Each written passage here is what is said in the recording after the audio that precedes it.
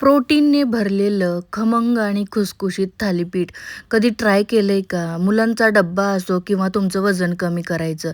एकदा बनवलं का सगळे अगदी आवडीने खातील. काय करायचंय? मोड आलेले मूग घ्यायचं. आता हे मूग मिक्सरच्या भांड्यामध्ये टाकायचं. त्यामध्ये 5-6 हिरव्या मिरच्या, 10-12 लसणाच्या पाकळ्या, 2 चमचे जिरे टाकून याचं जाडसर असं वाटण बनवायचं अशा प्रकारे.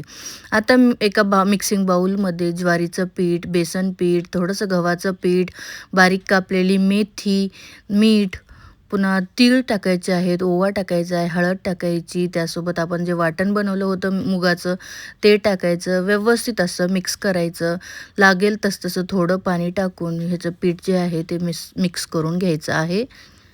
हे बघा अशा प्रकारे थोडंसं ओलसरच पीठ जे आहे ते मी मिक्स करून घेतलेलं आहे.